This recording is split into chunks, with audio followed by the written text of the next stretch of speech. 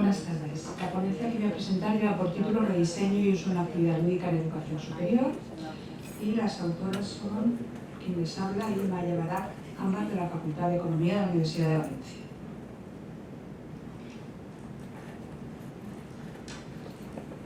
Bueno, pues como de todos es conocido, cuando llegó el COVID a nuestras vidas, todo cambió. Pasamos a formatos 100% online, después a formatos híbridos, etcétera, etcétera. Tuvo un papel primordial en este desarrollo, en esta fase de la educación superior, la incorporación e intensificación de TICs. Algunas ya habían sido utilizadas, pero se intensificó su uso, otras ni siquiera habían sido utilizadas, como es el caso de las plataformas de audiencia, y hubieron que rediseñarse algunas actividades que requerían presencialidad. Entonces, el objetivo del trabajo que se presenta es, en el segundo de estos casos, exponer cuál es el proceso de rediseño de una actividad de tipo lúdico a formato digital. Para analizar si fue idóneo el cambio efectuado, lo que haremos será comparar la valoración proporcionada de dicha actividad en dos promociones en las que dicha actividad se llevó a cabo en la misma modalidad presencial, pero en la promoción 2019-2020 fue realizada en formato analógico y la de 2022-2023 en formato digital. Entonces vamos a ver si la valoración dada por el alumnado en dos situaciones diferentes presenta diferencias significativas. En el caso de la actividad lúdica que vamos a presentar, tuvimos que cambiar todos los objetos propios de una actividad parecida a una escape room y que requería cofres, candados, luces ultravioletas, etcétera, etcétera, al uso de recursos digitales, como pueden ser distorsionadores de voces, sopas de letras, laberintos, pero todo realizado con recursos online. De manera que hicimos uso de la misma estructura, es decir, se combinaban retos y resoluciones de supuestos prácticos, de manera que lo alojamos en aula virtual, haciendo uso de esos recursos digitales a los que antes hacíamos referencia, y cuando se resolvía un reto que tenía relación con algún autor de la asignatura, esto daba lugar a un número que nos permitía acceder dentro de la aula virtual de la asignatura a un supuesto práctico.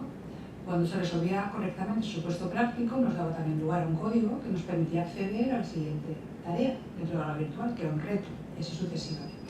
Entonces, a modo de ejemplo, para que veáis lo que los alumnos veían cuando entraban en la aula virtual, lo que teníamos era un audio de bienvenida. Bienvenidos a la actividad.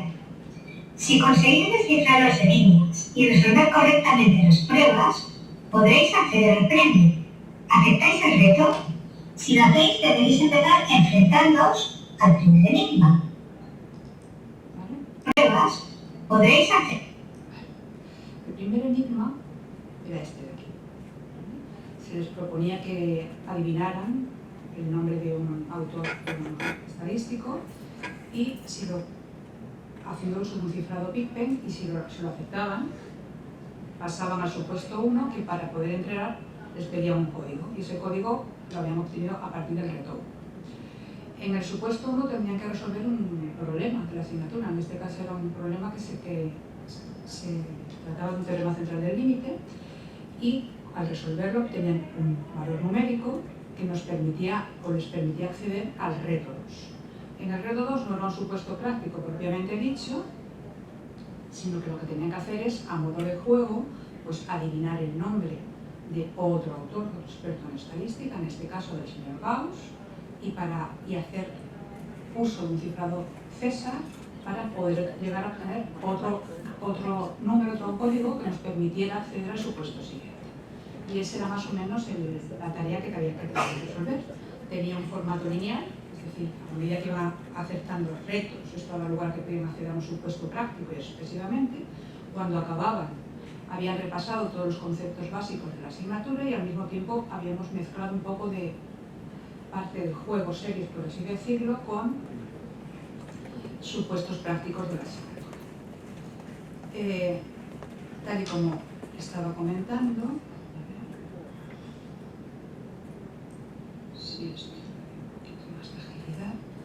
llegaban al final a la meta, nos deseaba feliz Navidad, porque esta actividad se desarrolló en el primer cuatrimestre de la asignatura de Estadística 2 en el grado de Finanzas y Contabilidad, y entonces a modo de esquema pues tenéis aquí lo que estaba comentando.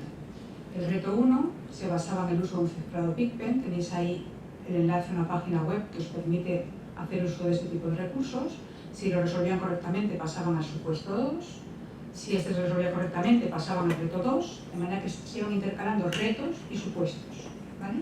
Cuando llegaban al final del todo, había una mezcla de uso de crucigramas, puzzles y código QR, ¿vale? Es decir, cuando rellenaban el crucigrama, tenían las instrucciones que tenían que seguir para montar un puzzle, de manera que una vez montado ese puzzle, tenían acceso a un código QR. Y con ese código QR ellos podían acceder al supuesto final que les permitía acabar con la actividad. Este formato que se incorporó en el primer curso de la pandemia, porque no podíamos juntarnos a hacer ese tipo de actividades de manera presencial, lo hemos mantenido en el curso 22-23 por dos razones. Una, porque nos permitió repasar la asignatura de forma fácil y más o menos agradable para todos. Dos, porque como estaba alojado dentro del aula virtual, nos permitía registrar las actividades que habían ido realizando los estudiantes. Y tres, porque nos pareció que era una forma simpática de que ellos pudieran ir repasando cosas y recordando cuestiones propias de la asignatura. Dicho esto, este fue el rediseño. Pasamos a utilizar cofres, de que ellos fueran bambando por toda la facultad a que pudieran realizarlo en clase de forma colaborativa, de manera que también impulsó el trabajo en grupo. Y ahora lo que queríamos hacer era ver si había sido igual de valorado de manera presencial y en formato analógico que de manera presencial y en formato digital. Para lo cual, a través de un cuestionario ad hoc y a través de una muestra casual de alumnado de esa asignatura de Estadística 2, le pasamos un formulario que tenían preguntas tipo Likert, dicotómicas, abiertas y de valoración de la actividad de 0 a 10. El análisis que vamos a realizar con los datos recogidos es de tipo exploratorio y de tipo diferencial, de manera que si de tipo exploratorio observamos que hay diferencias en la valoración, veremos si un análisis inferencial nos permite ver si las diferencias son significativas.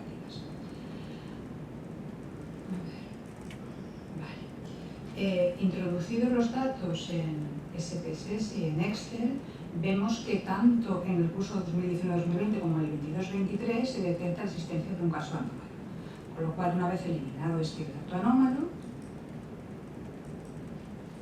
pasamos a representar gráficamente la distribución de frecuencias. Si observamos que las valoraciones dadas por los estudiantes son altas. En tono azul tenéis la promoción con formato analógico y en rojo la promoción con formato digital. Vemos que no hay diferencias muy grandes, que todos las valoran con un notable alto. Si calculamos las medias, medianas y medidas de reducción más importantes, pues vemos que fue algo mejor valorada cuando fue realizada en formato presencial y formato analógico que en el digital. La diferencia es de 0,4 puntos, tampoco es muy alto.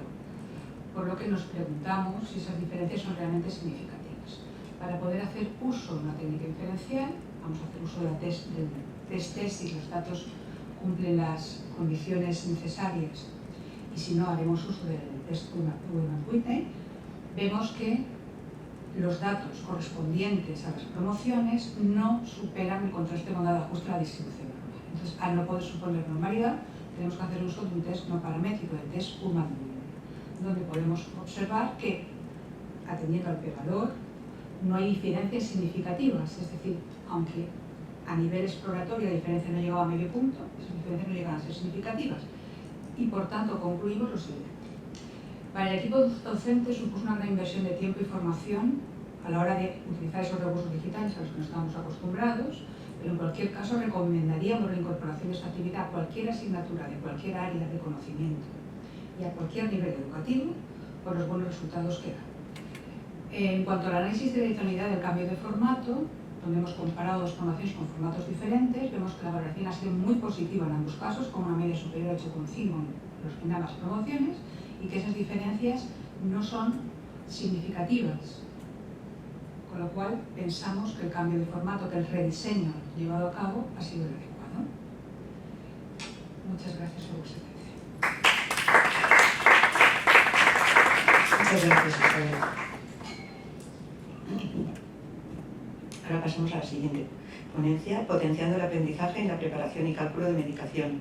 Un enfoque innovador a través del concurso de la Facultad de Enfermería y Podología. María del Rosario Molins Esclich. Ahora sí que se escucha. Bueno, hola, buenos días, buenas tardes ya. Me llamo Sari Molins, María del Rosario, pero prefiero que me llamen Sari. Actualmente soy enfermera, recién graduada hace justo un añito, este mes. Y me encuentro colaborando con la Universidad de Valencia, igual que hacía cuando era estudiante, en ciertos proyectos. Y hoy os traigo uno que realizamos este último año. Y es muy bonito, está centrado en, como bien dice, potenciando el aprendizaje en la preparación y el cálculo de medicación, un enfoque innovador a través del concurso de la Facultad de Enfermería y Podología.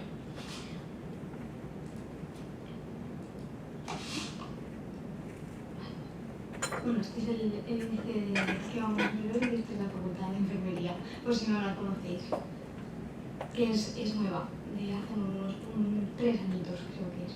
Como bien sabéis, la enfermería, todo profesional, se enfrenta en su práctica día a día a múltiples y diversos cálculos de medicación, tanto en adultos como en pediatría, en situaciones de urgencia o con más tranquilidad, pero se enfrentan a ello. Y desde la facultad, los alumnos han detectado una falta de preparación a la hora de enfrentarse a estos cálculos de medicación, porque salen al día a día en un hospital, no lo han hecho nunca y son cálculos que requieren bastante rapidez y práctica. Entonces, una vez detectada esta necesidad, desde la asignatura de Enfermería en Salud Infantil y Adolescente surge este proyecto de innovación basado en la gamificación, la simulación clínica y docencia invertida. Perdón por la falta. Con la necesidad de suplir este problema detectado, ¿no?, en el alumnado, que ellos mismos verbalizaban. Entonces, nosotros como equipo nos juntamos para intentar suplir este problema. Entonces nos planteamos el objetivo de fomentar la motivación en los estudiantes en el aprendizaje del cálculo y preparación de medicación en el ámbito de la enfermería. Y lo hicimos mediante la organización de un concurso. En el diseño del concurso no solamente participó la asignatura de enfermería, que es la de salud infantil, que es la de donde surge, sino que contamos con la participación y ayuda de las asignaturas de los prácticos, de segundo a cuarto de enfermería, y urgencias y emergencias, por los cálculos esos rápidos que se requieren, y sobre todo de farmacología, en los que nos apoyamos para realizar tanto las preguntas y los casos. El concurso se dividió en 3 fases diferentes. Las 2 primeras se realizaron el mismo día, la primera por la mañana y la segunda por la tarde, y luego la última fase sí que fue 2 semanas más tarde en el pasillo hall de la facultad. Bien. En la primera fase fue online, retransmitida por un Twitch en directo. Y primero se hizo una breve presentación del concurso y luego el juego, ¿no?, las preguntas que se hicieron fueron mediante un Kahoot, con 4 opciones donde solamente una era la correcta. En esta fase tuvimos la suerte de que hubo una participación bastante amplia, unos 334 alumnos, de segundo a tercero de carrera, de todas no había asignaturas, simplemente se abrió a todos ellos. En la primera fase se clasificaron 35, sin embargo tuvimos una caída de 10 que nos presentaron a la segunda fase. Y al finalizar la primera fase pasamos un cuestionario de satisfacción, que era una batería de 10 preguntas donde hacíamos cuestiones sobre cómo había ido esa primera fase. Muy bien. La segunda fase también fue retransmitida online, por Twitch, un Kahoot, con 4 opciones. 25 alumnos que participaron, porque se nos cayeron 10, y de estos 25 fueron clasificados 9, que fueron los que pasaron a la tercera fase. En esta segunda fase también se volvió a pasar otro cuestionario de satisfacción para ver las diferencias entre lo que opinaban en la primera fase y en la segunda, a pesar de que fue en el mismo día. Muy bien. Y por último, la tercera fase y la más importante fue presencial en la facultad, con la ayuda de todos los colaboradores de la asignatura de enfermería infantil y algunos alumnos que también participaban en el montaje, ¿no? Se realizó mediante la construcción de 3 casos diferentes. Uno, lo hicimos de pediatría, pero con diferentes edades, en diferentes estados de salud, y se dividieron a los 9 alumnos en tres grupos. Para hacerlo más justo, lo que hicimos fue poner un alumno de cuarto en cada uno de los grupos, y los demás eran de tercero o de segundo. Después de la realización de estos 3 casos, primero iba uno, luego pasaban al siguiente y así rodaban. Se calculaba el tiempo que tardaban en resolver cada uno de los casos. Y se sumó el tiempo y el grupo ganador fue el que ocupó menos tiempo en resolver los 3 casos en conjunto. Al finalizar esta fase, también se volvió a pasar otro cuestionario de satisfacción. Y los resultados en cuanto a la participación fue muy buena, porque fue en horario no lectivo y que acudiesen tantos alumnos nos llenó de satisfacción, porque había mucho interés, ¿no?, en aprender. Durante la primera etapa, en el cuestionario de satisfacción, se valoraron a ellos mismos con que no tenían preparación suficiente para llevar a cabo el cálculo de medicación de forma adecuada, y que la formación recibida era mejorable, ¿vale? Tuvo una puntuación menor de 3. En el cuestionario podían puntuar de 0 a 5 y estas recibieron un menor de 3. En la segunda etapa, la única pregunta de las 10 que se pasaron en el cuestionario de satisfacción, la única pregunta que suspendió, es decir, menos de 2,5, fue la del tiempo. ¿Qué quiere decir la del tiempo? Una de las preguntas valoraba cuánto tiempo habían tenido en responder en los Kahoots y calcular la medicación. Y esto sí que es un aspecto que tenemos que mejorar de cara a otros concursos, ¿no? Porque no tenían tiempo suficiente como para hacer los cálculos, y más en esta etapa de aprendizaje. Sí que vimos una pequeña diferencia, que los errores en los Kahoots fue superior a los aciertos en las 2 primeras fases, tanto en la primera como en la segunda. Pero en la segunda sí que hubo mucha diferencia, que los aciertos fueron casi igual que los errores. También se debe a que los 25 que habían pasado esta fase ya habían demostrado sus conocimientos y habilidades en cálculo de medicación. Y los 9 estudiantes fueron los mejores, ¿no?, para pasar a la tercera fase, y he de reconocer que eran bastante buenos. Y como conclusiones llegamos a estas, ¿no?, que el concurso de medicación tuvo un impacto muy positivo para motivar a que el alumno aprenda y se sienta motivado para aprender mucho más en el cálculo y la preparación de medicación, pero que sí que es verdad que necesitamos diseñar unos Kahoots o algún tipo de preguntas que sean menos cantidad de preguntas, porque si no se agotan, y con mayor tiempo para resolverlas, sobre todo en la primera fase. Luego, que este tipo de gamificación y montaje de casos clínicos con simulación clínica puede extrapolarse también a otras muchas asignaturas, que bueno, se puede hacer de forma más sencilla o más compleja, depende del tiempo que tenga el profesorado para montarlo, pero sabemos que es efectivo y que aumenta esa motivación por el aprendizaje. Y que, bueno, como conclusión final es que se han de crear muchas más herramientas como estas, interactivas, para que los estudiantes pues, puedan mejorar, en este caso en la capacidad farmacológica, y si lo extrapoláramos a otras asignaturas, en todas aquellas capacidades y habilidades que requieran. Muchas gracias. Muchas gracias.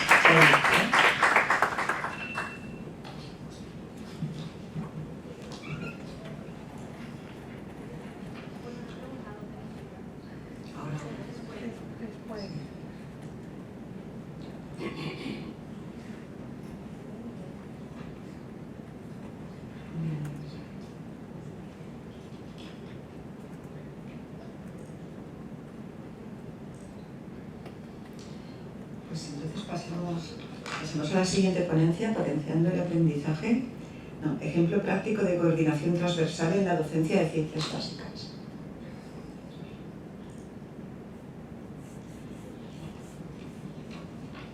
Que la presenta Daniel Gallard Mateu, de la Facultad de Química de la Universidad de Andalucía.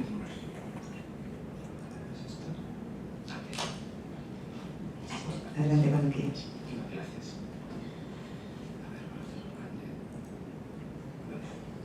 Buenas tardes a todos, soy Daniel Gallard Mateu, del Departamento de Química Analítica de la Facultad de Químicas, y voy a explicaros así brevemente pues, un ejemplo práctico de docencia transversal utilizando el aula virtual y material multimedia en la asignatura de Ciencias Básicas. Antes de nada, y para empezar, permítanme hacerle una pequeña introducción y en marco de la existencia de esta asignatura. La asignatura de Ciencias Básicas surge como una necesidad. Hace 6 años se comenzó a impartir el Máster Universitario de Prevención de Riesgos Laborales aquí en la Universidad de Valencia. Es un máster multidisciplinar, no especializado y profesionalizado, profesionalizante, como queramos llamarlo. Y ya desde el primer año, desde el primer curso, se detectaron problemas de comprensión y de conocimientos base de los egresados, sobre todo en aquellas asignaturas de ciencias. Atendiendo a esta situación y como consecuencia, se decidió dotar al alumnado de herramientas para la superación de las asignaturas propias del máster, naciendo así la asignatura de Ciencias Básicas como asignatura niveladora de conocimientos. Esta asignatura pues, consta de 30 horas lectivas, son créditos FTS, son 8 temas, un primer tema de introducción, que es una introducción a herramientas de cuantificación, y 7 temas divididos en 2 bloques, bloque de física y bloque de química, tocando y abarcando temas como de energía, vibraciones y ondas, materia, el átomo, mezclas, disoluciones, el estado de la materia, presión, volumen, temperatura, un poquito de radiactividad y tocamos también un poquito de lo que es microbiología, muy poquito, pero tocamos microbiología. ¿Qué problema presenta o qué dificultades presenta la docencia de esta asignatura? El primer problema que nos encontramos es que el perfil de los egresados es múltiple. Tenemos gente de ciencias, gente que viene de letras, tenemos alumnos, alumnas que acaban de salir de la carrera y están haciendo pues, su posgrado, su primer posgrado. Tenemos gente que trabaja y por requerimientos de su trabajo tienen que sacarse la titulación.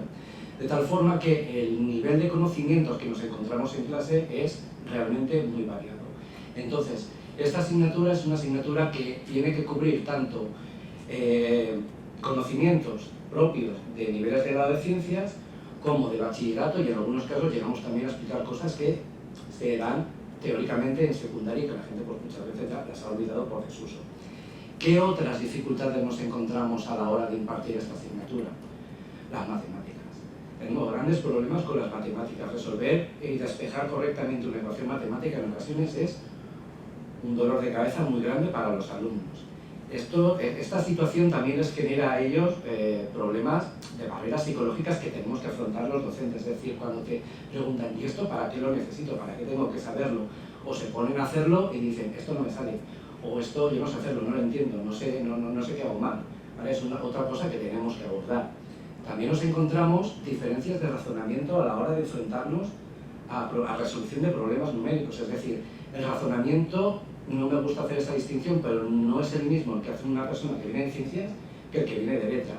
Entonces tienes que unificar todos esos criterios. Esto hace que esta asignatura requiera de pruebas continuas que aseguren la paulatina adquisición de las competencias para después poder desarrollar bien las asignaturas del máster. Claro, ¿esto que implica? Ante todo y sobre todo, coordinación en el profesorado que imparte estas asignaturas. Entonces, ¿qué herramientas son las que hemos empleado y hemos ido implementando en esta asignatura? La primera nos afecta directamente a nosotros como docentes. Los dos profesores, la profesora de física en este caso, y yo que he sido profesor de química en esta parte, nos hemos estado coordinando semanalmente, contándonos las clases y viendo cómo podíamos hacer las cosas para procurar seguir líneas paralelas a la hora de impartir la docencia. También nos hemos coordinado con los profesores de asignaturas posteriores viendo qué van a necesitar para ir trabajando los conceptos con anterioridad.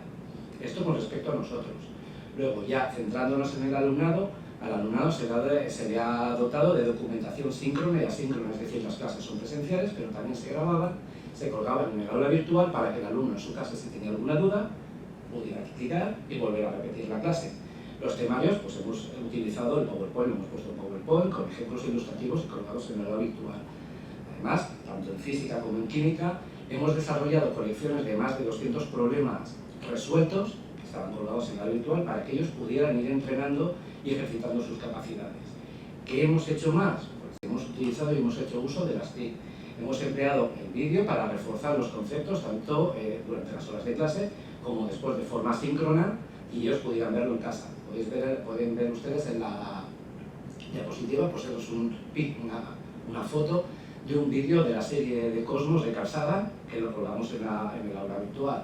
También hemos hecho uso de material de prensa, de cine, de televisión, buscando ejemplos basados en la cotidianidad que sean cercanos a ellos para la explicación de los conceptos teóricos que hacíamos en clase. Por ejemplo, ahí tenemos la máquina de vapor, sistema de equilibrio de fase, presión, volumen, temperatura. Otro ejemplo más cercano todavía, la olla de vapor que tenemos en casa. Sigue los mismos principios físicos y químicos. Otro ejemplo que nos encontramos, en este caso el periódico, ¿por qué echamos sal a la nieve? Por la disminución del punto crioscópico, baja la temperatura de congelación del agua y no se congela, no patinamos, no tenemos un accidente. ¿Sí? ¿Qué más herramientas hemos implementado y hemos utilizado? Hemos hecho ejercicios en clase empleando el aula virtual, tareas, donde el alumnado puede comprobar el aprovechamiento de las sesiones síncronas. Hemos hecho pruebas asíncronas a través de problemas y cuestiones previamente conocidos, con tiempos de respuesta limitados y evaluados después. Estas evaluaciones son individualizadas, es decir, se ha hecho una colección de problemas lo suficientemente grande como para que no tengan los mismos problemas todos y no se puedan copiar. Hemos utilizado las herramientas de gamificación. Hemos simulado concursos televisivos, en este caso fue el Furor, si los más mayores nos acordamos del Furor, mini punto y punto para el equipo D, ¿vale? Distribuyendo a los alumnos, al alumnado en equipo, resolviendo cuestiones y problemas que poníamos en vídeos o en PowerPoint, favoreciendo así la interacción y el conocimiento, la transferencia de conocimiento entre ellos y afianzando así los conocimientos teóricos que dábamos en clase. ¿Qué más hemos utilizado? Pues el aula virtual, hemos explotado todo lo que hemos podido y más. Hemos hecho cuestionarios en el aula virtual, pruebas tipo test para cumplir conceptos mediante tareas en el aula virtual. Hemos hecho lo mismo que antes con cuestiones numéricas, solo que ya no con problemas que ellos conocían, sino con problemas desconocidos para ellos. Desconocidos eran los mismos problemas, cambiándole los números y dándole la vuelta al enunciado, pero para ellos eran desconocidos. Y luego, lógicamente, por la convocatoria oficial, que es lo que pone el área docente, que es el examen escrito, que tenemos que hacer. Ahí tenemos que, por ejemplo, una foto de uno de los múltiples tests que hicimos. Y todas estas herramientas que hemos utilizado, ¿qué resultados nos han dado? Pues pueden ver en los últimos, se ha hecho durante los últimos 5 años. Este año, como no habíamos subido todavía las actas, pues he decidido no poner la gráfica. El año que viene, si volvemos a hacer, pues ya pondremos la de este año correspondiente. Pero podemos ver que el primer año que implantamos todas estas herramientas y empezamos a utilizarlas, conseguimos pues, un 74% de aprobados en la asignatura de los presentados. Los que no se han presentado y no han hecho nada, pues no podemos evaluarlo, lógicamente. El año de la pandemia sí que tuvimos ahí un poquito de bajona. El asunto como es, ¿por qué? Porque no había clases presenciales y en tu casa pues, la gente hacía pues, lo que tenía ganas o dejaba de tener ganas de hacer. Sin embargo, a partir de que terminó la pandemia, esas cifras se fueron recuperando hasta volver otra vez al 70% de aprobados en la asignatura. ¿Qué podemos inferir del uso de todas estas herramientas? ¿Qué podemos decir a modo de resumen? en su empleo? Pues el primero, el principal y primordial, que cuando son asignaturas multidisciplinares y conllevan varios profesores, es necesaria la coordinación entre ellos. Es necesario remar todos en el mismo sentido para que el barco llegue a buen puerto. Con respecto al uso de las TIC y de las nuevas tecnologías, es un complemento muy bueno que favorece el interés y la participación del alumnado, afianzando los conocimientos que han ido adquiriendo a lo largo del curso. Y además, muchas veces de una forma lúdica, como decían nuestros padres de pequeños, jugando, que no se enteran, o los hacían nuestros maestros cuando éramos pequeños, ¿vale? Una cosa que realmente sí que nos ha dado mucho gusto a nosotros es que hemos visto que perfiles no científicos o que provienen del mundo no científico sí que han conseguido adquirir las competencias y han superado todas y cada una de las evaluaciones. Sin embargo, el hecho de hacer muchas pruebas nos ha llevado a que tengamos quejas por parte del alumnado porque estamos incrementando su carga docente, tienen que dedicarle mucho más tiempo del que le pueden dedicar a otras asignaturas. ¿Nos vamos a quedar ahí? No, estamos ideando nuevas para poder implementar en las nuevas ediciones nuevas herramientas para poder mejorar estos resultados. Pero pues hasta las nuevas, porque estamos viendo a ver por dónde podemos meter alguna cosita nueva por ahí. Por último, pues dar gracias a la comisión científica por dejarnos hablar un poquito de todo ese trabajo que nos llevan los docentes de preparación de material y demás, que luego muchas veces no nos reconocen, pero te pegas unas panzas monumentales de trabajo, y gracias a ustedes sobre todo pues, por su atención. Muchas gracias. Bueno, pues vamos a pasar a la siguiente ponencia. No, ya está, ¿no? No, falta una, ¿no? Sí. Jugando hacia el conocimiento, potenciando la participación y autoevaluación del estudiantado universitario en asignaturas del área de Ciencias Sociales y Psicología. Farah Sartilson. Adelante. Gracias.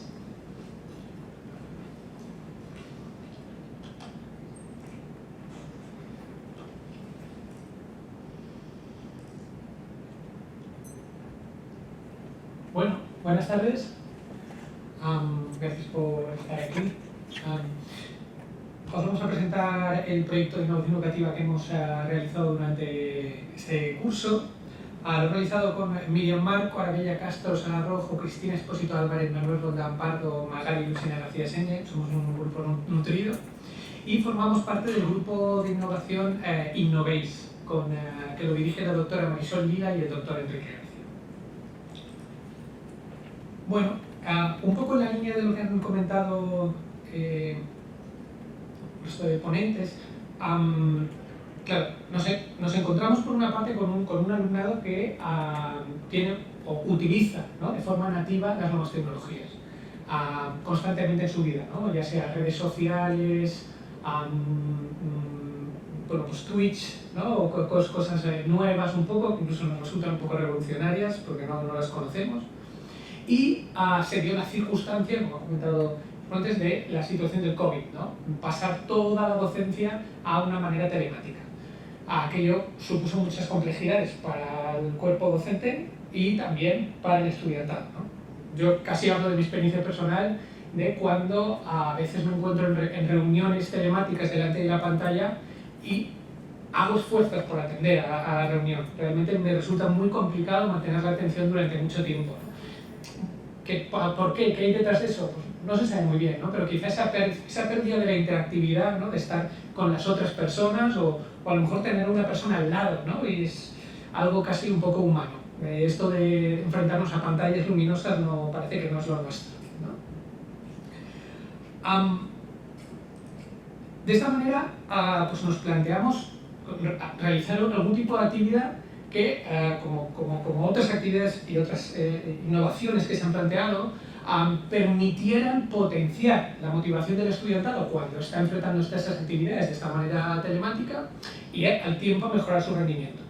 La metodología que empleamos es el aprendizaje basado en problemas. Un poco la idea principal es plantear una problemática que se pueda dar en el desarrollo profesional de los futuros trabajadores y trabajadoras profesionales.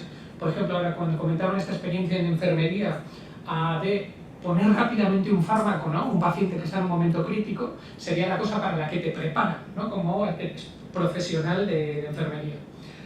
Coger un caso que saben ellos que va a ser su experiencia profesional y aplicar rápidamente los conocimientos de la asignatura sería un poco la mecánica detrás de este enfoque. Entonces, bueno, pues en líneas generales nuestro objetivo era fomentar la participación del estudiantado, a mejorar la adquisición de conocimientos, su capacidad de autoevaluarse a ellos y a ellas mismas respecto a los conocimientos que han adquirido en la asignatura, mediante el uso de estas metodologías.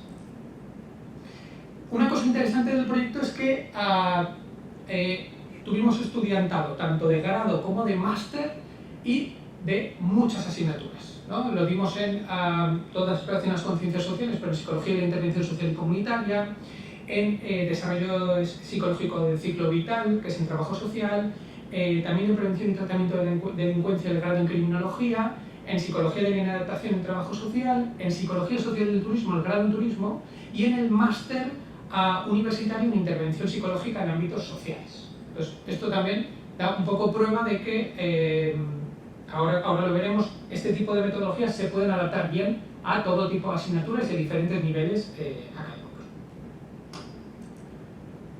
Entonces, ¿qué realizamos en total? Bueno, pues para hacer estos juegos con esta metodología utilizamos Geniali. Geniali, para los que no lo conozcáis, es una herramienta en línea que te permite crear contenidos visuales interactivos de una manera fácil y rápida. Es decir, no es necesario programar, digamos, ¿no? Todo está en clics, bastante visual en pantalla. Además, ofrece numerosas plantillas que pueden personalizarse añadiendo la parte que nos interesa como docentes, ¿no? Esa parte de conocimientos que tenemos, y añadiendo la interactividad y las animaciones. Un poco lo que comentaba el anterior ponente de esta parte del trabajo tan duro que resulta hacer todas estas actividades. Como docentes sabemos la de horas que consume. Entonces, tener una herramienta que nos permita hacer algo muy visual, rápido, pues se agradece. Y además presenta un modelo freemium. Esto supongo que lo conoceréis de muchas aplicaciones que hay una parte de la aplicación que es de uso gratuito y ya si quieres utilizar algunas características particulares has de pagar. En nuestro caso lo hemos hecho todo con la parte gratuita. Lo digo para que para animaros a, si os gusta, utilizar esta herramienta. Bueno, esta es un poco la interfaz de Geniali. Si lo veis, se parece un poquito a un PowerPoint. A la izquierda están todas la forma de añadir interactividad, y en concreto en este juego, uno de los que les planteamos era ahora caigo. Está planteado, aparece la pregunta con las opciones de respuesta, una opción buena y entonces te felicita, una opción negativa, entonces cae el personaje. Respecto al uso de Geniali, además, bueno, pues ya al ser una empresa, pues ya se dedicaron a hacer muchos tutoriales en YouTube muy agradables, que en 5 minutos aprendes a manejar Geniali. Entonces, pues es agradable de utilizar. Entonces, lo que hicimos fue, el profesorado diseñamos Genialis para cada tema de la asignatura y los pusimos a disposición del estudiantado en aula virtual. Y aparte, les planteamos como trabajo voluntario, que les daba una nota extra de la asignatura, crear de forma grupal sus propios Genialis. De modo que toda la clase se beneficiaba crear sus propios Genialis, y esos Genialis que ellos creaban se ponían en aula virtual a disposición de toda la clase. Esa es la parte bonita, porque es, oye, yo creo un trabajo con mi grupo, pero se beneficia toda la clase porque toda la clase va a poder disfrutar de ese juego en aula virtual, que además aparece pues, nuestro nombre de grupo, ¿no? Y te da esa, pues, bonito, ¿no? De compartir. Y además otra cosa para animarles es que algunas preguntas se adaptaron para las mejores preguntas para el examen final. Es decir, si ellos hacían el trabajo, pues algunas preguntas sabían que en el examen final se iban a aparecer. Como comentaba el anterior ponente, es la misma pregunta que ellos habían hecho, pero formulada de forma diferente, con otro concepto que está pues, parecido, ¿no? Así no era exactamente la misma pregunta. Bueno, aquí os había puesto un ejemplo, pero casi lo pongo ya si luego tengo tiempo, que sería, en este caso era de como 50 por 15, era otro de los juegos. que está disponible en internet. Que cualquier persona que luego dé la asignatura, cualquier docente podría utilizar. Entonces, ¿qué evaluamos? Evaluamos el nivel de uso de los Genialis y cuándo los utilizaban. Una de las cosas que teníamos en mente es: ¿el estudiantado utilizará los Genialis mientras vamos dando los temas, o utilizará los Genialis al final ya para empapizarse de los conocimientos justo antes, la semana antes del examen, y ya está? Entonces queríamos ver un poco eso. También las actitudes que ellos tenían respecto a la gamificación, a este tipo de estrategias. También la calificación en la asignatura, ver si respecto a un grupo control del año pasado, el grupo experimental que ha recibido la gamificación obtuvo mejor calificación en lo que es el examen, ¿no? En la prueba objetiva. Y también las propuestas de mejora que el estudiantado pudiera plantear. ¿Qué hemos encontrado?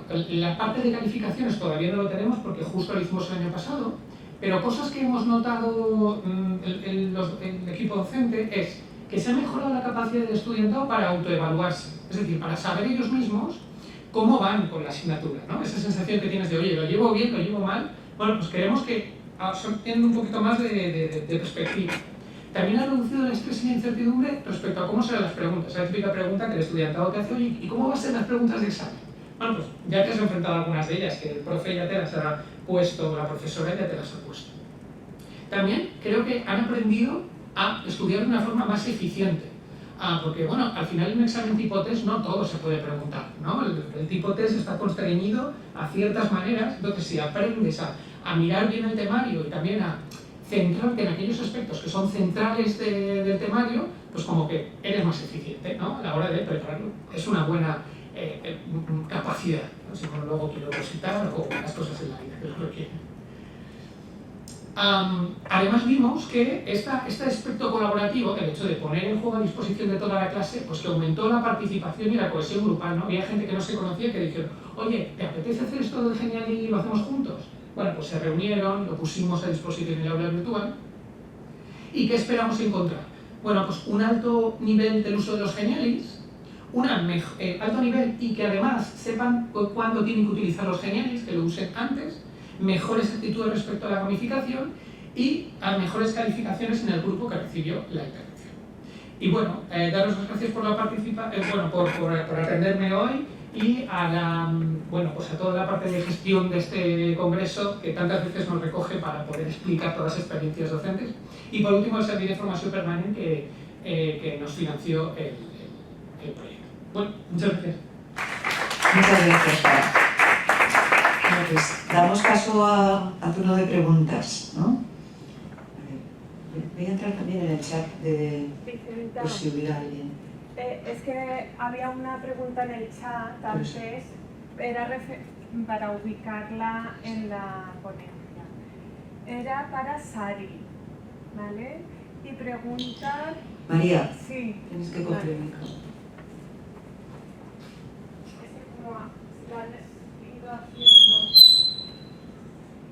Bueno, en el chat había una pregunta para Sari de Clara Alfaro, que decía que cómo se fomenta la participación, si se refleja en la evaluación, es decir, si la participación en la actividad se refleja luego en la evaluación.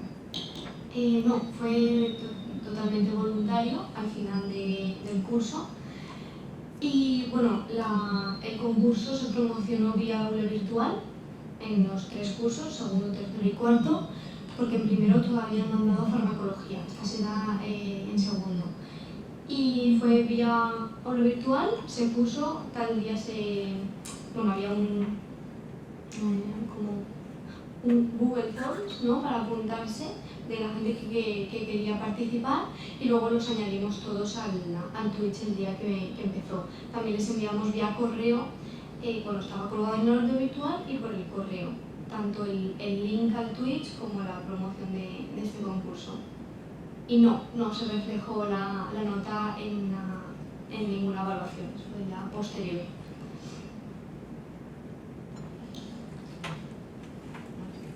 ¿Alguna pregunta más? ¿Alguien quiere preguntar algo? No, respecto a la actividad de Isabel, es que no he atendido mucho al principio. ¿En qué asignatura lo hacéis? ¿Estadística básica o...? Estadística 2. Inferencia estadística. Sí. Vale. Y lo haces en la clase mismo. Sí. Y te da tiempo a dar todo el temario y a dedicar unas sesiones a esta actividad. No fueron unas sesiones, fue media 3/4 de hora. Vale. 3/4 No fue mucho más, como no tenían que moverse apenas. Vale. Pero bueno, sí, hay que sacar tiempo. Sí, sí. Y ya que tengo el micro, pues hago otra pregunta a Farah, la última. ¿Tus actividades también, el resultado que obtienen en estos juegos cuentan para la evaluación o no? No. Esa es una de las cosas que planteamos, como que fueran ellos mismos los que se gestionaran si querían utilizarlos genial o no. Y es una de las cosas que queremos evaluar, ¿no? Cuando los utilizan, si los utilizan al final, eso, el estudiar para empapizarte, que al final no te enteras demasiado y te olvidas pronto, solo lo utilizas para el examen, o aprenden a autogestionarse y utilizar los geniales cuando un poco justo he dado ese tema, pues ahora me preparo el tema, voy a ver qué tal voy. Lo que sí les motiva es en clase, ¿no? Hablar con ellos, oye, ¿habéis visto el Geniali?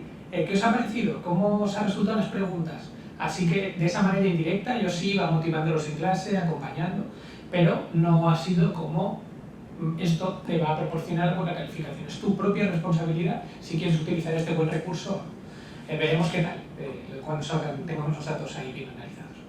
No, yo es que quería comentar una cosa, no sé si estaréis de acuerdo, con todas las actividades que hemos visto o la ponencia anterior de el metaverso y demás, como que da la impresión que todos tienen alumnos que voluntariamente profundizan más los materiales y hacen actividades sin que cuente para la evaluación. Me da la impresión de que es que hay grados como los vuestros, a lo mejor, que sí que los alumnos tienen una vocación más clara y quizás una motivación más clara, pero creo que la Facultad de Economía recoge mucho alumnado perdido de vocación y que entonces cualquier actividad que quieras hacer o tiene una remuneración, digamos, en nota final o no interesa. Esa es mi percepción general. Que no eres la única, no te preocupes. A nosotros en geografía e historia también suele pasar. Si no hay un contrapunto en la nota, en la evaluación, es complicado que participen de forma voluntaria, lamentablemente. Quizá... disculpad. Pienso que una de las formas un poco de motivarlos es hablar de esto. Una de las cosas que les importan es la nota final del examen, como cualquier estudiante, es lógico. Entonces, motivarles en este sentido de estas preguntas van a ser parecidas a las preguntas de examen. Yo creo que como estudiante sí me motivaría, ¿no? Pensar, mira, si la profesora, la docente me da la oportunidad de leer algunas preguntas que van a ser similares a las preguntas de examen y que recogen los contenidos, o que me proporciona la oportunidad, eso sí, de un poquito de nota extra haciendo una pequeña actividad, es posible que sí me motive, ¿no? Pero es verdad que un poco la zanahoria de la calificación es importante a veces que esté. Aunque yo creo que hay una parte también muy de motivación extrínseca, como contabas, ¿no? Si, por ejemplo, de si se puede hacer una actividad que esté muy relacionada con lo que ellos imaginan. No sé, yo, un estudiante de enfermería, supongo que en su cabeza está Urgencias, la serie de televisión, y vamos a poner 300 miligramos de mercromina en 3 segundos, ¿no? Y esa es la actividad. O si, no sé, en cualquiera de las nuestras imaginar un poco cómo se imaginan ellos como profesionales. Y si podemos hacer una actividad así, motivarles intrínsecamente, más que extrínsecamente por la calificación, siempre, no sé ahora decirte en economía cómo lo conseguiríamos. A ver que el logo de Wall Street a lo mejor imaginan algunos. En estadística es que es complicado. Ya. Todos los compañeros de estadística, Isabel. Bueno, yo intento hacer muchas cosas que yo lo estoy preparando a veces en casa y digo, ostras, qué interesante, ya verás cómo les motivo y luego esto va para nota, entonces a veces es un poco desmoralizador.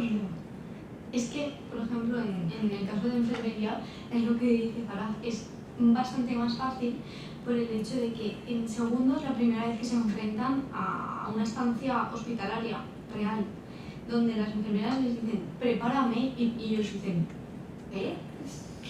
O sea, no me sé ni el nombre del medicamento que me acabas de decir, ¿cómo quieres que te lo prepare? Y muchísimo menos ponérselo a la persona. Entonces, claro, como ellos se enfrentan a ello y dices, vale, tengo la estancia hospitalaria en febrero-marzo, he estudiado farmacología, he sacado un 8 en diciembre y no tengo ni puñetera idea. Si les planteamos ese juego, ese concurso, esa actividad en junio, ellos ya se han dado cuenta de, ostras, ¿no? me falta esto, pero porque quizás ellos ya se han dado cuenta de que para un futuro pueden. Yo lo que os recomiendo, no sé si en economía o en estadística, lo desconozco, ¿vale? Pero la simulación clínica es una metodología que mete mucho en una situación real a los estudiantes. En economía, no sé si podéis hacer simulaciones de, no sé, poner un ejemplo, que no tengo ni idea de economía, pero no plantear un caso, un ejercicio de, no, es que vamos a calcular la renta, yo qué sé, vamos a estar, no, sino simular que una persona viene con un problema financiero y que ellos lo intenten resolver en ese momento, o por lo menos que se planteen, bueno, pues yo a esta persona lo primero que miraría son las facturas, o luego miraría no sé qué, luego miraría no sé cuántos y le haríamos este ejercicio. No sé, es una herramienta bastante buena, sí que conlleva más tiempo, pero se puede plantear como motivación.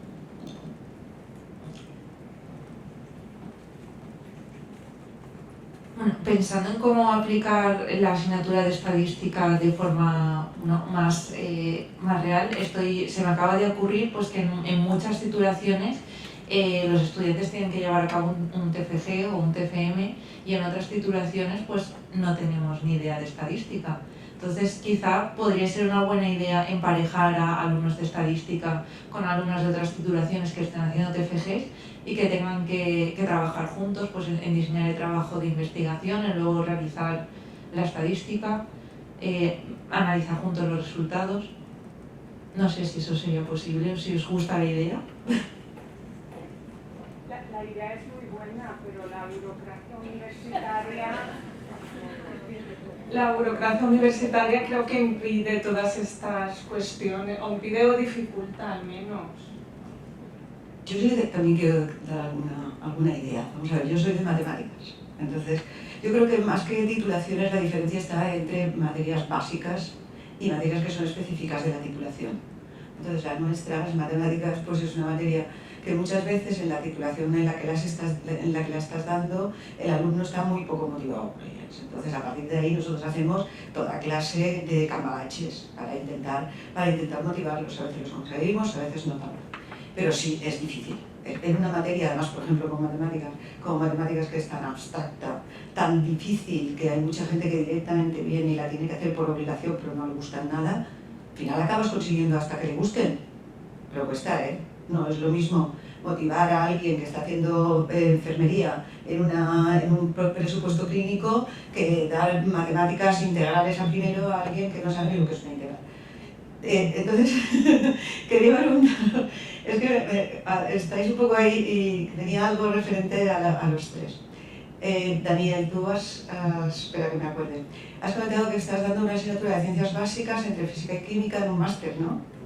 Y entonces el problema tuyo es bastante generalizado en muchas asignaturas de máster, es que te viene gente totalmente de una formación totalmente diferente, ¿no? Es aquí, vale. Es al lado de él. Vale, yo doy una asignatura de matemáticas en el grado de diseño arquitectónico de interiores. Es un grado que no tiene competencias, que es un grado nuevo, solo lleva 2 años, este será el tercero.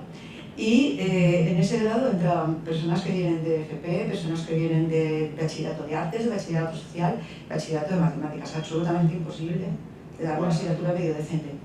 Muy difícil, mucho. Porque tú no puedes dar una asignatura de matemáticas en un primero de grado, un primero de bachiller o un segundo de bachiller. La gente que lleva el primero o segundo de bachiller, eso ya se lo sabe todo perfectamente. Pero la gente que viene del cuarto de la ESO, muchas veces además de cuarto de la ESO con las matemáticas fáciles, entre comillas, es que sumar les viene justo. Entonces, eso te lo he entendido perfectamente porque es muy, muy difícil. Bueno, vamos a ir capeando el temporal conforme podemos, ¿vale? Entonces, esa es una de las cosas. Y otra cosa que te quería comentar, Sari, ¿no? Has dicho que empezabais con 300 y pico alumnos, después la selección era por tal y como respondían a las preguntas o por número. Es decir, vosotros dijiste, van a pasar los 35 mayores, que tengan mejor nota, o los que tengan una nota a partir de cuál. ¿Vale la selección? Sí, la selección se hizo, bueno, el Kahoot automáticamente te saca una clasificación, ¿no? Que es la rapidez en el cálculo y, bueno, y las respuestas correctas. Entonces, las 35 primeras personas fueron las clasificadas, tanto en la primera fase como en la segunda.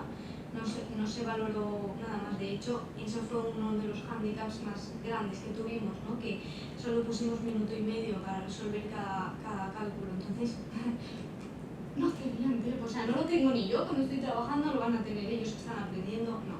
Y eso fue lo que sí, volvemos a hacer ahí lo diré. Sí, otro concurso, ¿no? Otra edición no me sabía.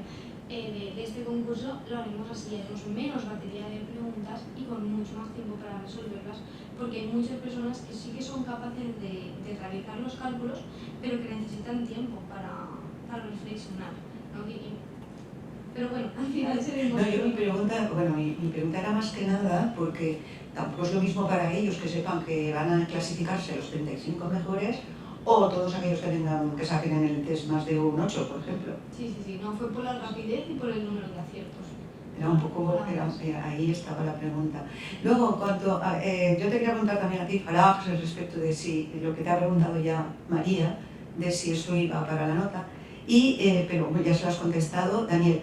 ¿Los test que vosotros hacéis sí que van para la nota o no? Los metemos en evaluación continua. Iban haciendo evaluación continua, vamos, todas las clases haciendo evaluación continua, para dolor nuestro, porque son muchísimas horas de corregir, de estar mirando, porque les pedimos los cálculos y todo. No me vale que me pongas un numerito que te lo puedes haber copiado del vecino o habérselo enviado por WhatsApp. De hecho, hemos tenido alumnos que cogían, abrían la aplicación, se agarraba la virtual, se los cargaban en Word y se lo iban pasando los unos, porque es el texto de las preguntas, se lo iban resolviendo y luego lo iban subiendo. Con el problema que si había algún problema en la traducción de pasar de la aula virtual al Word, había un error y lo arrestaban todos y te dabas cuenta que se habían copiado, literalmente. Pero sí, nosotros todas esas notas las íbamos acumulando, iban haciendo una evaluación continua. ¿Qué peso total tenía al final las notas? La nota de lo que ellos realizaban en casa, quiero decir, de lo que tú no eras capaz de asegurar que lo hubieran hecho ellos. La parte era... No vamos a ponderar una cosa que sabemos que dices, no estoy seguro que la has hecho tú. A ver. Yo también hago ese tipo de test. Y ahora una pregunta general, que yo me la estoy preguntando todo el tiempo no desde que ha surgido, sino desde que se ha hecho famoso el ChatGPT. Todos habéis dicho, tenemos que pensar qué nuevas metodologías aplicamos. ¿Qué hacemos con eso? Porque lo que está claro es que ya no podemos valorarles nada de lo que hagan en casa. Es difícil, el ChatGPT, estamos teniendo unas grandes discusiones a la hora del café. Mi pregunta es, ¿habéis averiguado qué podemos hacer? Ya no a nivel docente, sino a nivel también investigador. Es decir, si ya tengo algo que me hace los papers, ¿para qué servimos nosotros?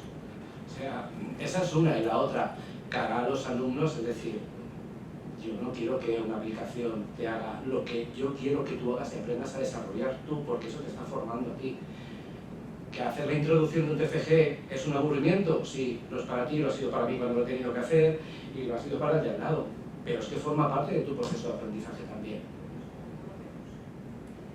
A ver, yo en matemáticas lo tengo claro, en matemáticas lo que tenemos que hacer, por lo menos lo que pienso yo, es preguntarles si lo han entendido. No, explicarlo lo explicamos para ver si lo entienden, pero nunca les hemos preguntado eso, cada vez hemos estado rebajando y al final les hemos preguntado 2 más 2, ¿cuántas? No, a partir de ahora hay que preguntarles, ¿tú de verdad esto lo has entendido? Es la única manera. Eso para empezar. Pero aparte de eso, Vale, la orientación de lo que nosotros vamos a enseñar, a mí me parece que yo la tengo bastante clara. Lo que estoy preguntando es a la hora de evaluar un trabajo que no sea que yo vea que lo están haciendo. Bueno, lo único que puedo aportar en relación al chat es que, bueno, supongo que si lo habéis probado, lo habéis visto, lo único en lo que falla es en las referencias bibliográficas. No sabe hacerlas, las inventa. Entonces, es verdad, se las inventa. Entonces, yo una actividad que había pensado era, bueno, tú puedes usar el chat GPT para preguntarle, que te responda, realiza si quieres un mini trabajo de 5 páginas, me da igual, pero yo no te lo voy a aceptar si no me aporta referencias bibliográficas. Y para ello tienes que ir a ellas y tienes que leerlas un mínimo para argumentarme todo lo que me estás contando en el trabajo. Esa es la única mínima aplicación que por ahora yo he pensado, pero sé que habrá que seguir hablando sobre ello porque es complicado. Una cosa, bueno, respecto a lo de las citas, que en realidad no es que se las invente de la nada, o sea, hace como una proyección de lo que podría ser. Entonces, en realidad, sí que te pone autores que históricamente han publicado sobre el tema. Entonces, al final, también, si les dices eso, les hace el trabajo, luego van al autor tal en Google Scholar y te ponen las 4 citas, no sé, complicado. Yo creo que a lo mejor para evaluar hay que volver al oral, examen oral y venir, explícame tu TFG en 5 minutos o 10 minutos y hacerles preguntas, no sé. No lo sé. Sí, o preguntar por qué lo ha hecho así. No, sino porque, por ejemplo, tú resuelves una pregunta, ¿no? que te haces en el TFG o en cualquier otro ejercicio y que la pregunta del profesorado sea, vale, ¿qué has hecho para responderme esto? ¿Por qué me has respuesto esto?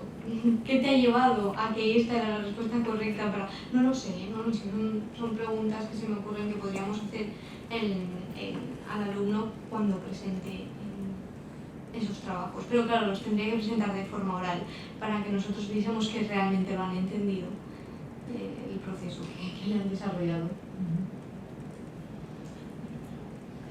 También, bueno, a ver, yo por ejemplo como investigador ya uso el ChatGPT bastante habitualmente, lo utilizo, incluso le pregunto específicamente si me puede encontrar artículos sobre una cosa concreta.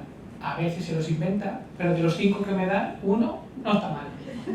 Y ya voy tirando hacia, a veces, y Bing lo hace un poco mejor, el de Microsoft. Es que está el ChatGPT de Bing. Que luego al final esto es pues, Google Search, Google académico y saber poner las keywords, pero bueno, que te va acompañando.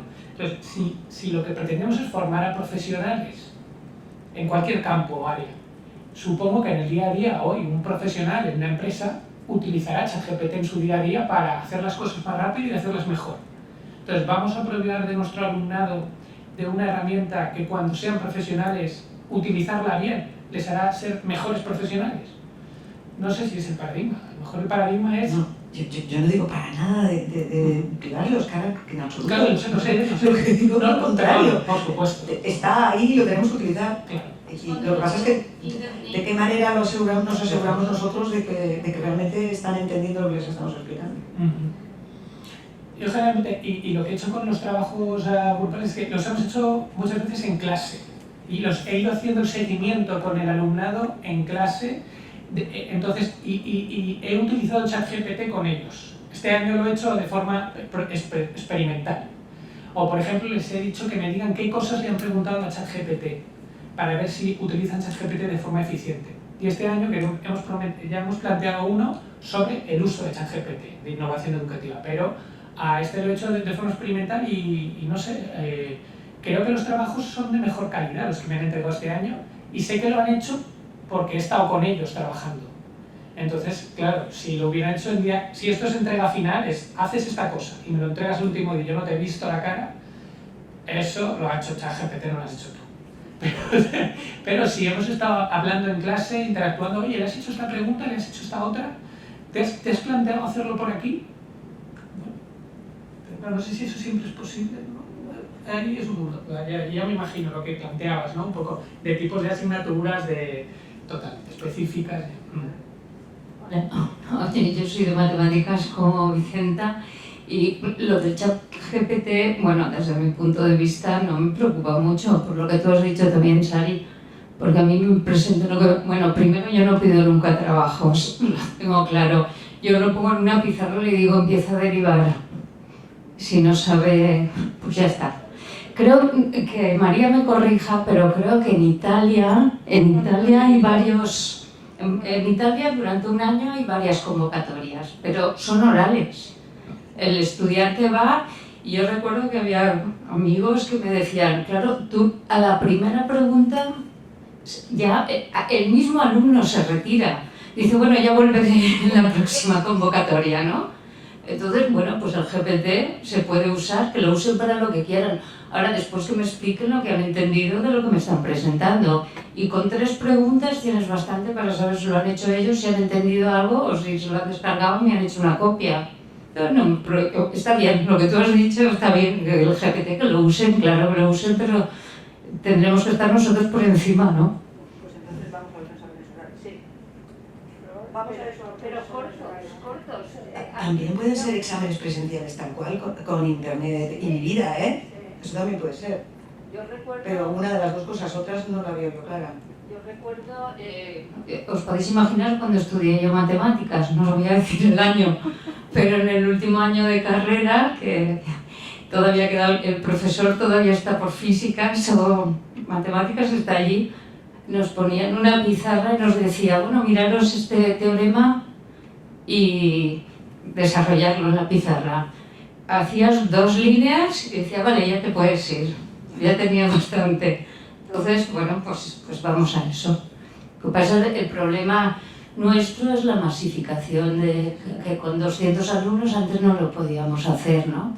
Entonces habrá que ir a los grupos más reducidos y a pues, un seguimiento más. Pero bueno, es lo que hay.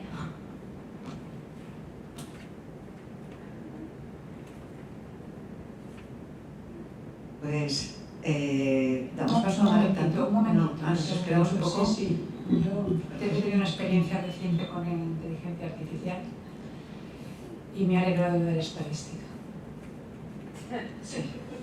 Sí, porque no dio una inteligencia artificial. Entonces digo, bueno, pues por una vez no es tan horrible. Esa ha sido mi experiencia actual. ¿Que tenemos que ir a ello? Pues seguramente sí. Pero no sé cómo, sinceramente. Entonces, como es un tema que está empezando ahora, pues ya veremos por dónde deriva la cosa. Y no quisiera irme sin preguntarle una cosa a Daniel. Has dicho que las clases que dabais, las grababais y las dejabais después a disposición de los estudiantes, pero el máster era presencial. ¿Y cómo podéis grabar unas clases presenciales? ¿Cómo podemos grabarlas? Sí, ¿tenéis cámaras? Como Dios manda. Bueno, poníamos, lo grabábamos y se las colgábamos y ya está. O sea, vuestras cámaras sí que os cogen a vosotros y os... A ellos no. Eran unas camaritas, pero no eran cámaras estas de ordenador. Eran... Una cámara bien, que os cogía a vosotros la pizarra y todo. Qué suerte. Pero la vez que eran más. Digo, vale, yo digo, hombre, qué suerte.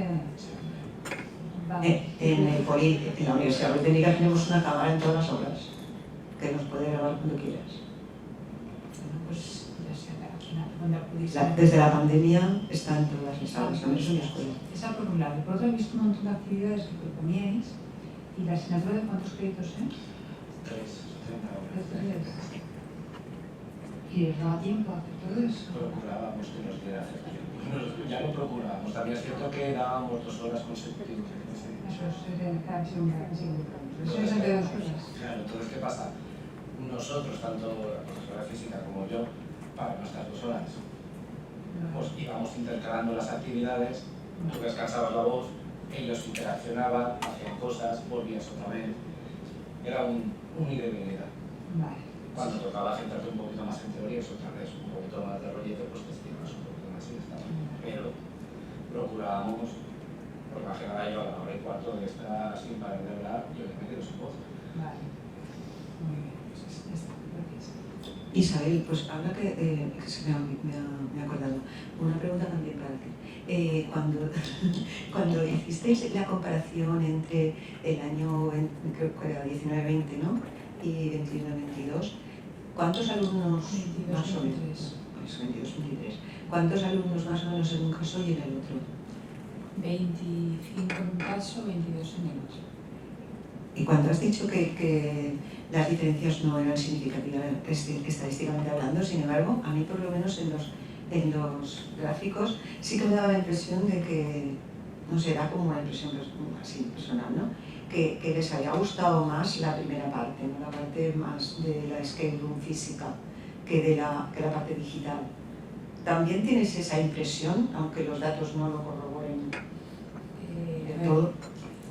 Mi impresión personal es que en la presencial y analógica, donde ellos se movían por todas las partes del centro, ellos se lo pasaron muy bien. Y con la segunda también, pero no sé si se lo pasaron también muy bien por la actividad en sí o porque era algo nuevo y después de la pandemia por les apetecía jugar. No te sé decir si fueron también las circunstancias. Pero tampoco fue una diferencia muy grande, con 1 frente a un 8,7 de media. Pero bien, en cualquier caso, yo sigo recomendando que se utilice, porque sirve para repasar toda la asignatura en un corto periodo de tiempo y para que lo hagan de forma cooperativa y busquen y se diviertan mientras que repasan, vamos. Y ya está.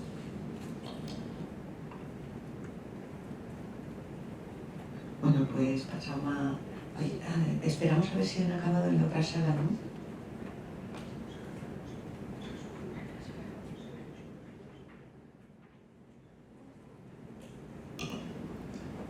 Cuando dispongáis, si os parece, veo claras de felicidad. Damos paso a la clausura de las 9ª jornadas sobre sistemas de votación electrónica y terceras jornadas internacionales. Con ello damos paso a los siguientes agradecimientos, ¿vale? Intentaré ser escueta. En primer lugar, agradecer como siempre al decano de la facultad, don Francisco Muñoz Murgui, al director del Servei de Formació Permanent de la Universitat, por siempre encontrar un hueco en sus agendas para venir a inaugurar las jornadas.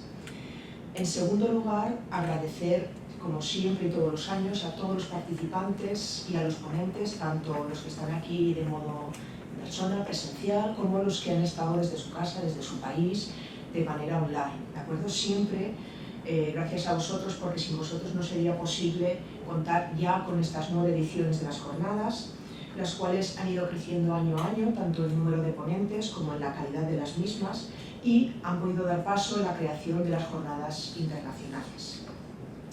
Vosotros siempre, los participantes, los ponentes, habéis generado el debate necesario para seguir año tras año.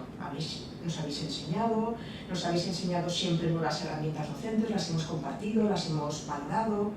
Estas herramientas docentes iban desde que iniciamos desde los clickers a estas metodologías docentes activas, aprendizaje basado en proyectos, learning by doing, flip room, y un largo etcétera de herramientas que han ido modificándose a la gamificación, a esa realidad virtual, los escape rooms, etcétera. ¿De acuerdo? Siempre estas herramientas nos han planteado retos que también nos está planteando la nueva realidad actual con la inteligencia artificial, así como lo hemos ido viendo en las ponencias de esta tarde. En tercer lugar, también destacar, el año pasado se enfatizó mucho que gracias a la pandemia se había mejorado, se había dado pie a esa mejora introducción de esas mejoras de innovación docente en el aula. ¿De acuerdo? Esas se han mejorado, crecieron y lo bueno es que en la actualidad se han ido afianzando. Se han ido afianzando y siguen en nuestras aulas, pero no debemos olvidar, que también se ha comentado, que deben siempre ser una herramienta adicional y complementaria a lo que es siempre nuestra docencia, ¿vale? Esa vuelta a los orígenes y no olvidemos que no solamente hablamos de tecnología, sino también de ese aprendizaje. En cuarto lugar, como siempre, agradecer a nuestro ponente también, siempre al ponente invitado, en este caso Vicent Benavent Cavallén, por venir a enseñarnos su aportación a la innovación docente, mediante la realidad virtual y en concreto, por ejemplificar siempre gracias en este caso a el escape room, ¿de acuerdo? Tan lúdicamente y tan de manera agradable a la hora de esa introducción de innovación docente y siendo siempre estos ponentes especiales una fuente de inspiración para nuevas aplicaciones en el aula y nuevas jornadas. En quinto lugar, agradecer siempre a todos los compañeros del comité científico, comité organizador, que obviamente sin ellos tampoco serían posibles las jornadas. Además, los participantes son necesarios también, ese comité. En especial, siempre ese agradecimiento a Maya Barak y a Isabel López por estar siempre a la cabeza, por ayudarnos, por darnos ánimos, empujarnos y bueno, dar paso a nuevos retos y nuevas caras. Por último, simplemente haciendo referencia a la organización, recordaros la información respecto al libro de actas. Simplemente tenéis la información en la página web, ir a ella para tener dicha información. Se editará una publicación digital de las jornadas y el esté interesado que vaya allí. Fecha límite, 30 de junio. Y por último, deseo y todo el comité científico y organizador deseamos que hayáis disfrutado de estas novenas jornadas, que haya sido un espacio de inspiración, un espacio de debate y que haya cumplido como siempre con vuestros objetivos, ¿de acuerdo? Esperemos volver a veros el año que viene, que ya serán las 10ª jornadas. Y por último, muchas gracias a todos por seguir estando aquí. Muchas gracias.